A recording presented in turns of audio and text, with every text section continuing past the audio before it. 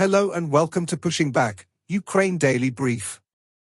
As the war enters its 793rd day, these are the main developments from the past 24 hours. Russia has lost approximately 465,024 troops in Ukraine since the beginning of the war, the General Staff of Ukraine's armed forces reported. The number, which has not been independently verified, includes 1,124 casualties over the past day. According to the released Ukrainian figures, Russia lost 6 tanks, 14 armored combat vehicles, 38 artillery systems, 3 air defense systems, 24 drones, 5 cruise missiles, 35 vehicles, and 6 pieces of special equipment. The US has announced a historic new security assistance package for Ukraine, which totals up to $6 billion. The package includes various equipment. The update from the General Staff of the Armed Forces of Ukraine. There were 79 combat engagements.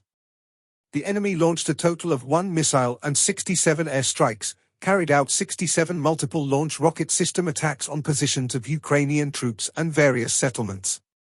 The Ukrainian Air Force launched airstrikes on 11 concentrations of enemy troops of Russian invaders. The Ukrainian missile forces hit 2 concentration of troops, 1 radar station, 3 air defense systems, 1 electronic warfare station, and 1 material supply depot of the Russian occupiers. In its latest intelligence update, the UK's Ministry of Defence reports a significant rise in murders committed by Russian military personnel in 2023, nearly 900% higher than previous years, coincides with the return of pardoned prisoners to Russia. This surge in violence is likely due to factors like war trauma and substance abuse among soldiers, along with the reintegration of ex-convicts with violent tendencies. In its latest intelligence update, the Institute for the Study of War. Western media continues to report that select US officials have resumed discussing the idea of freezing the lines where they are because the latest package of US military assistance to Ukraine may not be enough for Ukraine to regain all its territory. Supporters of the current package have not claimed that it would by itself allow Ukraine to liberate all occupied territory, and the discussion of possible end states of the war is very premature as President Joe Biden signed the bill authorizing the new package only 2 days ago.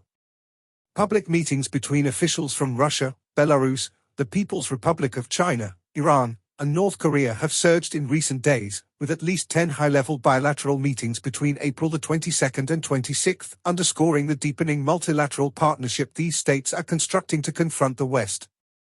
People's Republic of China officials claimed that NATO bears responsibility for Russia's full-scale invasion of Ukraine amid meetings between People's Republic of China officials and U.S. Secretary of State Antony Blinken on April 26.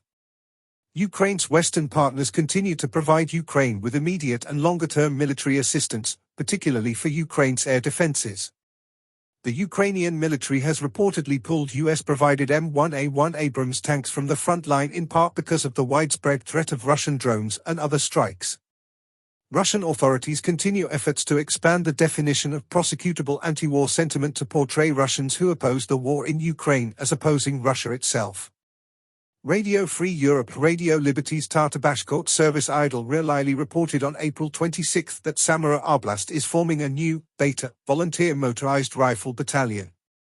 The Organization for Security and Cooperation in Europe issued a joint statement on behalf of 45 member states stating that Russia has arbitrarily detained thousands of Ukrainian civilians in occupied Ukraine and subjected them to cruel, inhuman, or degrading treatment. Russian forces recently made a confirmed advance northwest of Avdiivka, and Ukrainian forces made a confirmed advance in East Bank Kherson Oblast, although this advance was likely not recent. In Zelensky's nightly video he covered several points. Firstly, he spoke about the gratitude for international support, particularly in supplying weapons to Ukraine, highlighting its importance in preventing further aggression from Russia.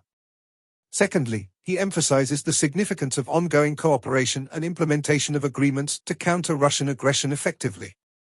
Lastly, he outlined specific needs for long-range weapons, an air defense shield, and artillery to bolster Ukraine's defense capabilities while urging attention to the production of weapons both domestically and through joint projects. Ukraine's First Lady, Olena Zelenska, joined online the international presentation of the results of the survey on social and emotional skills.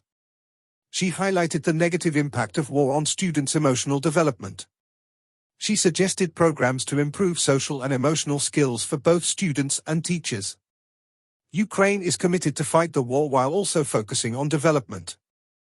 Thanks for following today's updates. Please don't forget to like and subscribe for more content. We'll return tomorrow with the latest news on the ongoing conflict.